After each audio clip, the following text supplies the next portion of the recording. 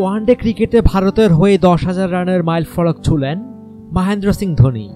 ভারতীয় ক্রিকেটে মাত্র পঞ্চম ক্রিকেটার হিসেবে এই কীর্তিতে নাম লেখালেন এই উইকেটরক্ষক ব্যাটসম্যান।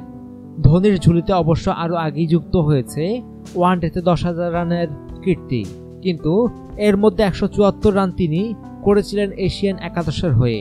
সেই শূন্যতা পূর্ণ করলেন ভারতের হয়ে বিশ্বকাপ জয়ী এই সাবেক অধিনায়ক।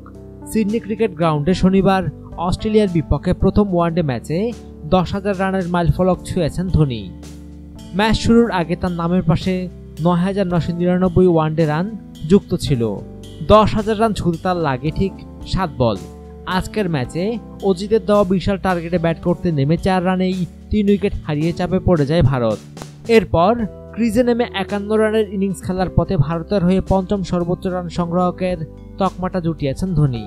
এর আগে এই তালিকায় ভারতীয় ব্যাটসম্যানদের মধ্যে নাম লিখিয়েছেন Sachin Tendulkar 18,426 run, Sourav Ganguly 11,221 run, Rahul Dravid 10,768 run ও বিরাট কোহলি 10,235 রান।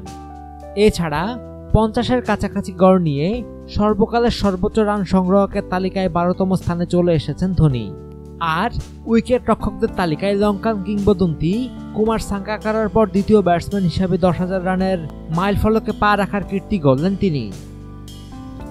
অনুগ্রহপূর্বক সংবাদটি শেয়ার করুন এবং দেশ বিদেশের সর্বশেষ খবর জানতে স্পোর্টস লাইট সাবস্ক্রাইব করে রাখুন। ধন্যবাদ।